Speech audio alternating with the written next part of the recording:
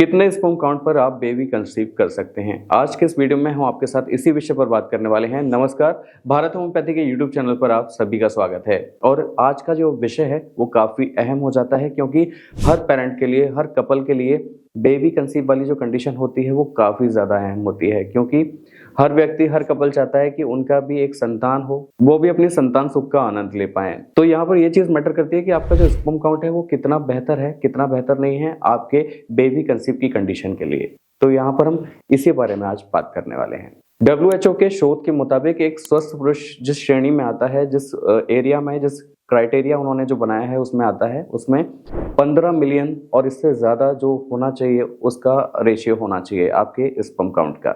यानी कि अगर आप 15 मिलियन से कम वाले आंकड़े में आ रहे हैं या उस ग्राफ में नहीं आ रहे हैं तो फिर आप स्वस्थ पुरुष की श्रेणी में नहीं आते हैं, जिसमें ये कंडीशन बन जाती है कि फिर आपको आगे जाके बेबी कंसीव करने में प्रॉब्लम आनी ही आनी है। अब बात आ जाती है कि बेबी कंसीव करने के लिए क्या 15 मिलियन का होना जरूरी है, ये WHO का जो शोध है वो कहता है। लेकिन अगर आप बेबी कंसीव करना चाहते हैं तो आपका एक एक्टिव स्पर्म भी आपके लिए काफी ज्यादा काम का हो सकता है। यानी कि आपके जो बेबी कंसीव करने की जो कैपेसिटी है उसमें एक अगर आपका एक्टिव स्पर्म है वो भी आपको संतान का सुख दे सकता है।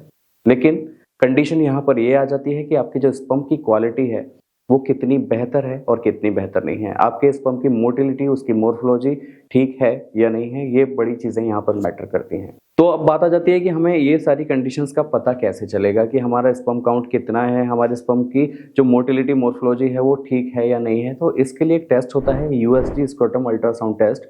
इसको आप करवा सकते हैं और इसको करवाने से आपका ग्राफ जो है वो निकल कर आएगा कि आपका जो स्पर्म काउंट है उसका रेशियो कितना है, आप किस आंकड़े में आ रहे हैं, आपका स्पर्म काउंट का जो मोर्फोलॉजी है, मोटिलिटी है वो खराब तो नहीं है, कहीं आपका sperm count dead sperm count में तो काउंट नहीं हो रहा है, यानी कि जो एक्टिव स्पर्म काउंट है वो बिल्कुल ना के बराबर तो नहीं है। तो ये सारी कंडीशंस ये टेस्ट आपको बता देता है। तो अगर आपको बेबी कंसीव करने में दिक्कत आ रही है तो आप इस टेस्ट को करवा के ये सारी चीजों को जान सकते हैं। साथ ही अब बात आ जाती है कि अगर आप बेबी कंसीव करना चाह रहे हैं लेकिन आपको अभी तक उसमें कोई रिजल्ट नहीं मिल रहे हैं, तो इसके लिए आप होम्योपैथी का ट्रीटमेंट भी ले सकते हैं। होम्योपैथी बेस्ट ट्रीटमेंट के तौर पे काम करता है इन सारी चीज़ों में। बस यहाँ पर थोड़ा सा पेशेंस, थोड़े से धैर्य की ज़रूरत होती है। अगर आप एलोपैथी मेडिसिन लेते हैं तो उसके कई तरह के तमाम साइड इफ़ेक्ट्स होते हैं, लेकिन होम्योपैथी आपके लिए असर करता है, इंस्टेंट असर करता है, लेकिन उसके रिजल्ट्स आपको थोड़े समय बाद देखने को मिलते हैं।